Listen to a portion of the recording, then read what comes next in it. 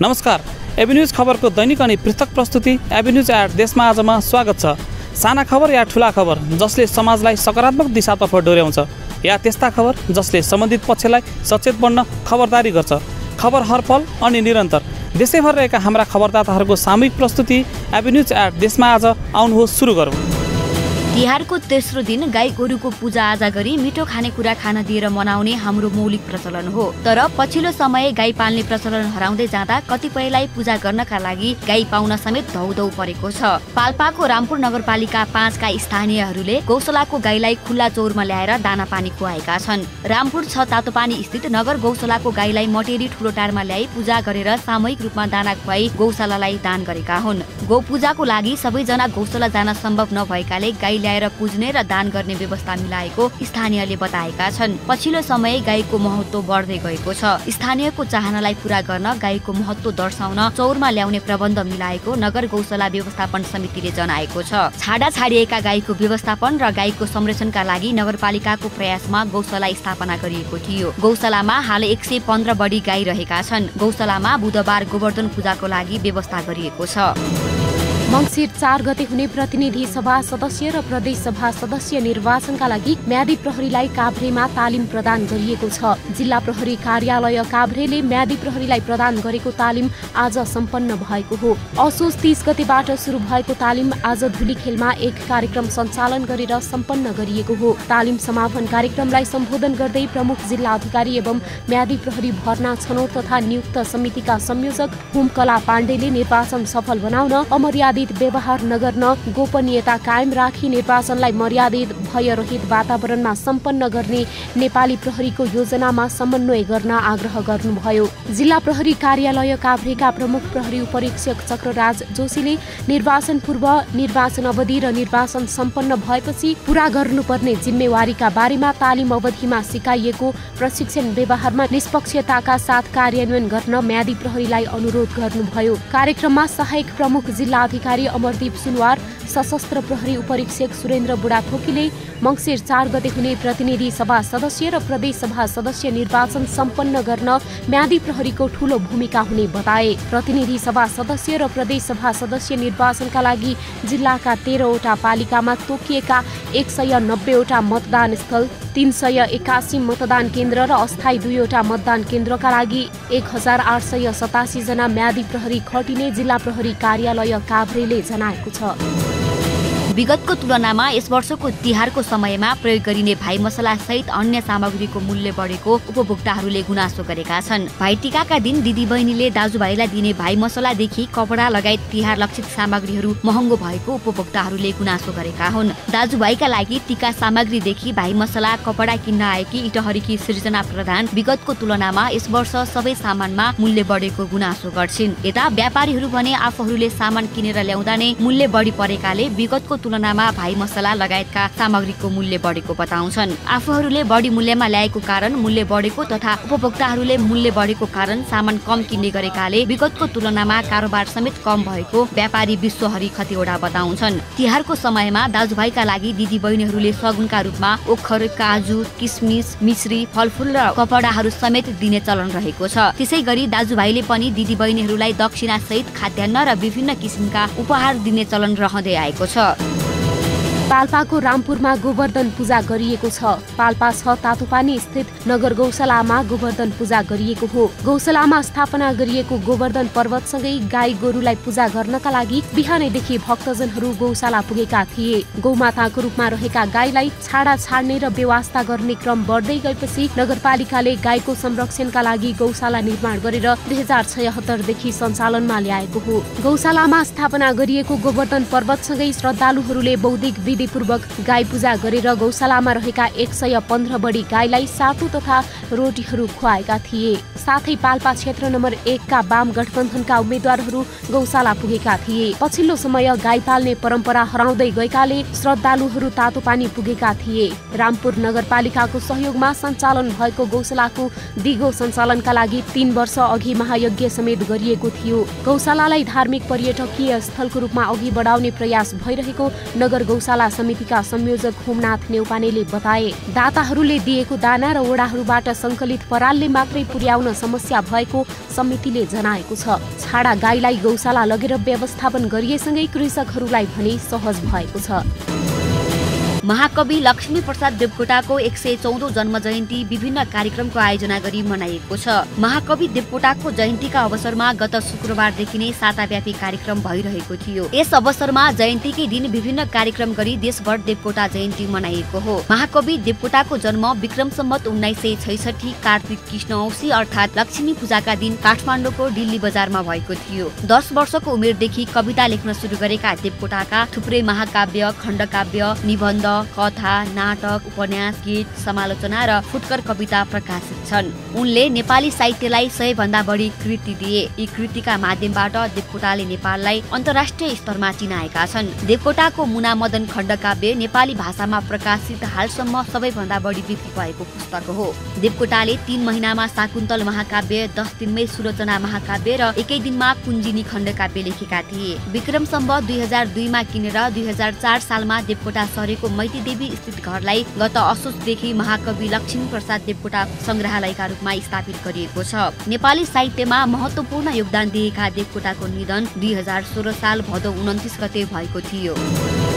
यो वर्षको तिहारमा नेपाली फूलले बजार नलिने संकेत देखिएपछि धरानमा भारतीय फूल गोदाम गरेर राखिएको भए पनि भारतीय फूल बिक्री नै भएन। व्यापारीहरूले समेत गाउँमा फूल नै नभए पनि कृषि बजारमा फूल अत्याधिक देखिएको बताएका छन्। धनकुटाका अधिकांश गाउँमा कृषकको बारीमा फूल नभए पनि धरानको कृषि बजारमा भने अत्याधिक फूल भित्रिएको हो। बजारमा फूल नभएकै कारण आफूले थोरै खरिद गरेर ल्याएको उपभोक्ताको भनाइ छ। नेपाली फूल कम आउने सम्भावना भएकाले भारतीय फूल खरिद गर्न आए पनि देशका अन्य स्थानबाट नेपाली फूल कृषि बजारमा पर्याप्त भित्रिएको छ। तिहार अगाडि नै भएका कारण फूलको मूल्य महँगो पर्ने देखिएको भए पनि कृषि बजारमा नेपाली फूलको मूल्य सन्तुलित रहेको उपभोक्ताको भनाइ छ। तिहार अगाडि नै भारतीय माला ल्याएर चिस्यान केन्द्रमा स्टोर गरेका व्यापारी भने दुवै किसिमका माला बजारमा बिक्री भइरहेको बताउँछन्। सरकारले विदेशी फूलमा रोक लगाए नेपाली किसानले लाभ उठाउन सक्ने उनीहरूको भनाइ छ। धरानको कृषि बजार, भानुचोक लगायतका मुख्य चोकमा नेपाली फूल प्रशस्त पाइएको छ। नजिकका पहाडी जिल्लामा फूल पर्याप्त नफुले पनि इलाम, पाँचथर, सङ्खुवासभा लगायतका क्षेत्रबाट व्यापारीहरूले खरिद गरेर फूल ल्याएकाले पनि नेपाली फूल पर्याप्त भएको कृषि बजारले जनाएको छ। विगतका वर्षहरू झै यस वर्ष पनि छैठ सेवा समिति इटहरीले इटहरी उपमहानगरपालिका र सुन्दरहरैचा नगरपालिकाको संगमस्थल बुढीगङ्गा जमुना मुक्तिधाममा छैठ पर्व कार्यक्रमको आयोजना गर्ने भएको छ। पत्रकार सम्मेलन गरी संस्थाले छैठ पर्व पूजाको तयारी एवं कार्यक्रमको जानकारी गराउँदै छैठ पर्व विशेष कार्यक्रमको तयारी अन्तिम चरणमा पुगेको जानकारी गराएको हो। प्रत्येक वर्ष सो अवसरमा इटहरी लगायत अस्पतालका संस्थाबाट अत्यधिक मात्रामा श्रद्धालु भक्तजनहरूको घुइँचो लाग्ने गरेको छ। यस वर्ष 2,25,000 बढी भक्तजनहरूको सहभागिता रहने आयोजकले विश्वास लिएको छ। 11 गते शोभायात्रा, 12 गते खरना, 13 गते छैठ पूजा शुभारम्भ र 14 गते बिहानको अर्घ पश्चात पूजा सम्पन्न गरिनेछ। पूजा घाटको स्थानीय रूपमा व्यवस्थापन गर्न समितिले आयोजना बनाई अघि बढिरहेको समयमा प्रत्येक वर्ष 10% घाट वृद्धि हुने हुँदा समितिले स्थानको अभाव झेलिरहेको छैठ पर्व सेवा समितिका अध्यक्ष मनोज कुमार चौधरीले जानकारी दिए। प्रत्येक वर्ष भाइटिका सकिएको भोलिपल्ट छठ पर्वको विधिवत रूपमा शुभारम्भ हुन्छ। सोही अनुरूप समितिले बुढी खोला आसपास सरसफाई, पूजाका लागि स्थान बनाउने लगायतका कार्यहरू अन्तिम चरणमा पुगेको समितिका उपाध्यक्ष वासुदेव कर्णले जानकारी दिए। नेपाली हिन्दू धर्मावलम्बीहरूको ठूलो दोस्रो चाड तिहारले धपक्क ढाके पनि बजारमा तिहारका सामग्रीहरूको भने व्यापार कम हुँदा व्यापारीहरू निराश भएका छन्। नेपाली हिन्दू धर्मावलम्बीहरूले धुमधामसँग मनाउने दोस्रो ठूलो चाड तिहार पर्व नजिकै आउँदा समेत बजारमा तिहारको लागि आवश्यक पर्ने सामग्रीहरूको व्यापार कम हुँदा व्यापारीहरू निराश बनेका छन्। गण्डकी प्रदेशको दोस्रो ठूलो व्यापारिक केन्द्र बागलुङ बजारका चोकमा तिहारको लागि आवश्यक पर्ने सप्तरङ्गी टीका, भाइ मसला लगायतका सामग्री बिक्रीको लागि राखिए पनि व्यापार भने कम भएको व्यापारीहरू बताउँछन्। गत वर्ष कोरोना भाइरस कोभिड-19 का कारणले व्यापार गर्न नपाएका व्यापारीहरूले यस वर्ष राम्रो व्यापार हुने आशा राखे पनि पनि बजारमा जथाभावी रूपमा बाहिरबाट व्यापार गर्न आएका व्यापारीहरूको कारण व्यापार कम भएको स्थानीय व्यापारीहरूको गुनासो छ।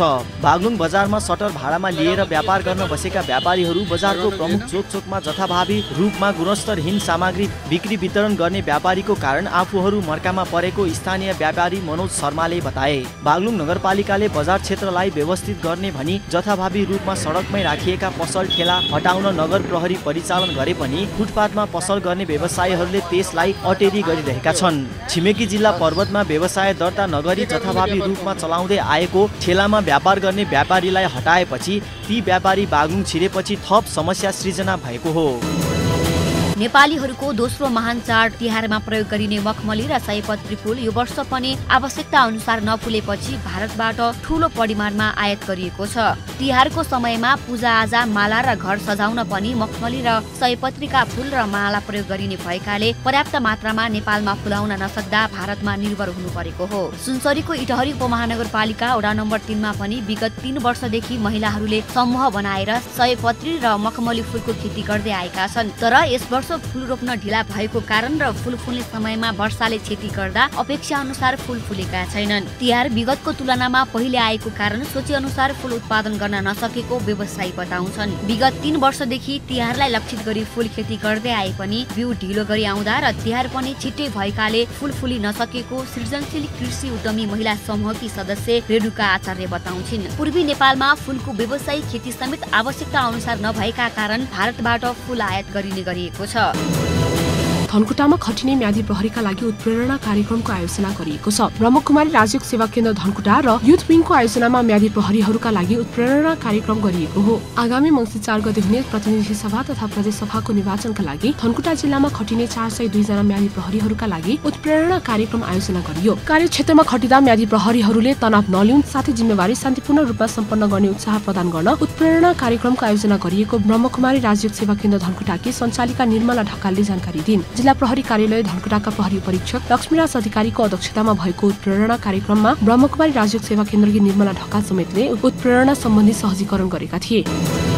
हिमाली जिल्ला सोलुखुम्बुमा चिसो बढ्न थालेसँगै चुनावी सरगर्मी बढेको छ। प्रतिनिधि सभा तर्फबाट एउटा मात्र निर्वाचन क्षेत्र रहेको यस जिल्लामा गठबन्धनका तर्फबाट नेपाली कांग्रेसका केन्द्रीय सदस्य तथा बलबहादुर केसी, नेकपा एमालेको तर्फबाट केन्द्रीय सदस्य मानवीर राई, राप्रपाका पूर्व सेनानी ज्ञानेन्द्र बहादुर बस्नेत, नेकपा समाजवादीका ल्याक्पा शेर्पा, नेकपा मालेका जिल्ला अध्यक्ष विष्णु प्रसाद बास्तोला, मंगोल अर्गनाइजेसनका सौबीर राई, नेमकिपाका तारानाथ कटेल र संघीय लोकतान्त्रिक राष्ट्रिय मञ्चको तर्फबाट ल्यामु शेर्पा चुनावी मैदानमा उत्रेका छन्। देशभर स्वतन्त्रको चर्चा चलेको भए पनि सोलुखुम्बुमा भने स्वतन्त्रको तर्फबाट कसैको पनि मनोनयन दाखिला नभएको र प्रतिनिधि सभातर्फ 8 वटा राजनीतिक दलले प्रदेश सभा क र ख तर्फबाट 6 जना गरी 12 जनाले मनोनयन दाखिला गरेर चुनावी प्रक्रियामा लागेको मुख्य निर्वाचन अधिकृत प्रकाश कुमार अधिकारीले बताए। 81,502 जना कुल मतदाता रहेको सोलुखुम्बुमा मतदाताले 122 वटा मतदान स्थलका 135 मतदाता केन्द्र मार्फत मतदान गरी आफ्नो जनप्रतिनिधिहरू चुन्नेछन्।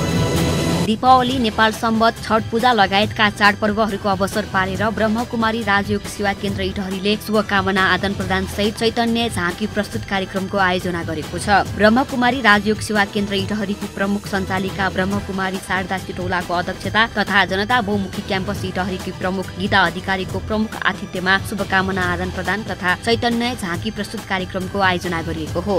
ब्रह्मकुमारी राजयोग सेवा केन्द्र इटहरीकी प्रमुख सञ्चालिका ब्रह्मकुमारी शारदा सिटौलाको अध्यक्षता तथा जनता बहुमुखी क्याम्पस इटहरीकी प्रमुख गीता अधिकारीको प्रमुख आतिथ्यमा शुभकामना आदान प्रदान तथा चैतन्य झाँकी प्रस्तुत कार्यक्रमको आयोजना गरिएको हो। सो कार्यक्रममा लोक तथा दोहोरी गायिका गंगा गौतमले गीत प्रस्तुत गरिन्। त्यसै गरी बालबालिकाहरू समेत तिहार केन्द्रित गीत, संगीत र नृत्य प्रस्तुत गरेका छन्। कार्यक्रममा लक्ष्मीको झाँकी प्रस्तुत गरियो। कार्यक्रममा समाजसेवी राजेश श्रेष्ठ, अनन्त विष्ट, लक्ष्मण हुमागाई, सुशीला आचार्य लगायतका अतिथिहरूको सहभागिता रहेको थियो। ब्रह्मकुमारी राजयोग सेवा केन्द्रले विभिन्न चाडपर्वको अवसरमा विशेष झाँकी सहितका कार्यक्रमहरू आयोजना गर्ने गरेको छ।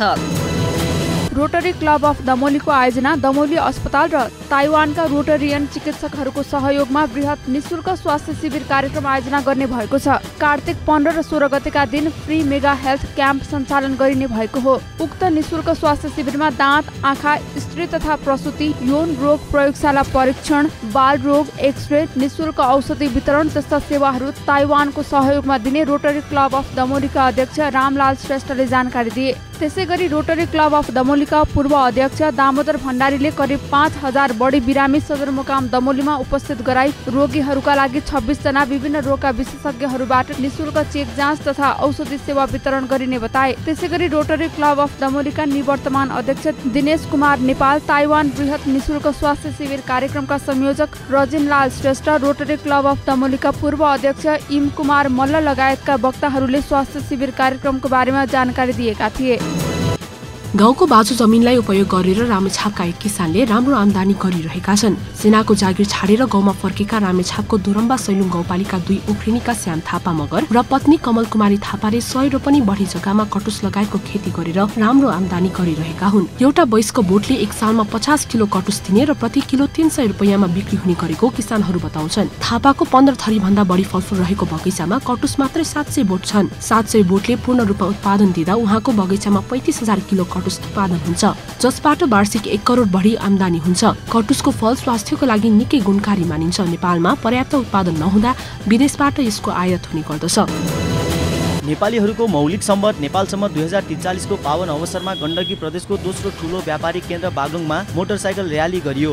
नेपाल सम्बन्ध 1143 लाई स्वागत गर्दै बागलुङ जेसिसको आयोजनामा भएको मोटरसाइकल र्याली बागलुङको लोकतान्त्रिक चोकबाट सुरु भई बागलुङ बजार परिक्रमा गरिएको थियो।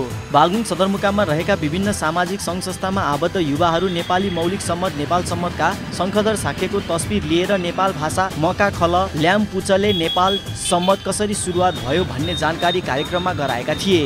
कार्यक्रममा नेपाल भाषा मका खलाका अध्यक्ष मुकेश चन्द्र भण्डारी, साक्य समाजका अध्यक्ष राजन कुमार साक्यले नेपाल सम्बन्ध नेपालीहरूको मौलिक सम्बन्ध भएको हुँदा यसलाई सबैले धुमधामसँग मनाउनु पर्ने धारणा राखेका थिए। कार्यक्रम सञ्चालन बागलुङ जेसिसका एन्जिला श्रेष्ठले गरेका थिए। सामूहिक रूपमा पूजा गरेर झापामा सोमबार कुकुर तिहार मनाइएको छ। बिर्तामोडमा फुलमाला सहित मिठो खाना दिएर उदाहरणीय रूपमा कुकुर तिहार मनाइएको हो। इमानदारीपूर्वक घरको सुरक्षामा खटिने कुकुरको सामूहिक रूपमा पूजा गरेर झापाको बिर्तामोडमा पनि कुकुर तिहार मनाइएको हो। झापामा थालिएको सामूहिक पूजाले भावी पिँढीलाई पनि शिक्षा प्रदान गर्ने सर्वसाधारणको बुझाइ छ। झापामा कुकुर गाउँघरमा सुरक्षा र हेरचाहको लागि पाल्ने प्रचलन बढ्दो छ। तिहारलाई लक्षित गरेर रूपन्देही र आसपासका किसानहरूले हजारिया, मखमली, थेगे लगायतका फूलहरू खेती गरेर राम्रो आमदानी गरेका छन्। एउटै किसानले तिहारमा 2 लाखसम्मको फूल व्यापार गरेका छन्। रूपन्देहीका फूल व्यवसायमा लागेका महिलाहरू फुर्सदको समयमा समूहमा फूल खेती गरेर राम्रो आमदानी लिन सफल पनि भएका छन्। बजारमा भारतीय भन्दा नेपाली फूलकै माग बढी छ। लुम्बिनी प्रदेशलाई फूलै फूलको प्रदेश बनाउन लागि परेको लुम्बिनी फ्लोरिकल्चर एसोसिएसनले जनाएको छ। विगतमा लुम्बिनीमा 80% भारतीय फूल खपत हुने गरेकोमा अहिले 20% मा खुम्चिएको छ। रूपन्देहीमा फूल प्रति किलो 5 देखि 700 रुपैयाँमा बिक्री भइरहेको छ। माला 100 देखि 150 रुपैयाँसम्ममा बिक्री भएको छ। चाडपर्वसँगै चुनावले पनि यो पटक फूल व्यापार बढाएको छ। महाकवि लक्ष्मीप्रसाद देवकोटाको 114औं जयन्ती प्रतियोगितात्मक कविता गोष्ठी एवं परिचर्चा कार्यक्रम सम्पन्न भएको छ। नेपालकै सबैभन्दा पुरानो सामुदायिक पुस्तकालय विद्यामन्दिर पुस्तकालय बागलुङको आयोजनामा भएको प्रतियोगितात्मक कविता गोष्ठीमा चन्द्रबहादुर छेत्री, भीमप्रसाद शर्मा, बिन्दु ओझा लगायतले समसामयिक विषयमा कविता वाचन गरेका थिए। कार्यक्रममा विद्यामन्दिर पुस्तकालयका पूर्व अध्यक्ष बिन्दु सागर राज भण्डारी, पुस्तकालयका सल्लाहकार प्रेम छोटा, नेपाल पत्रकार महासङ्घका सचिव विजय राणा लगायतका वक्ताहरूले नेपाली साहित्यको क्षेत्रमा महाकवि लक्ष्मीप्रसाद देवकोटाको उल्लेखनीय भूमिकाको कारण देशमा सयौं साहित्यिक व्यक्तित्व जन्माउन सफल भएको धारणा राखेका थिए। प्रतियोगितात्मक साहित्य गोष्ठीमा रामचन्द्र शर्मा प्रथम, भीमप्रसाद शर्मा द्वितीय र कोपिला करे तृतीयलाई प्रमाणपत्र र पुरस्कार प्रदान गरिएको थियो। विद्यामन्दिर पुस्तकालयका अध्यक्ष राम थापा अविरलको अध्यक्षतामा भएको कार्यक्रममा स्वागत पुस्तकालयका उपाध्यक्ष रामचन्द्र शर्मा, कार्यक्रम पुस्तकालयका सचिव राजन शर्माको सञ्चालनमा सम्पन्न भएको थियो। एभिन्युज एट देशमा आजमा हामी त्यस्ता खबरलाई ध्यान दिन्छौँ जुन खबर ओजेलमा परेको छ र बन्न सक्छ खबर। एभिन्युज एट देशमा आजलाई यति नै। भोलि फेरि देशैभर रहेका हाम्रा खबरदाताहरूको सामूहिक प्रस्तुति एभिन्युज एट देशमा आज लिएर उपस्थित हुने नै छौँ। खबरभित्रको खबरका लागि हेर्दै गर्नुहोस् एभिन्युज खबर। नमस्कार।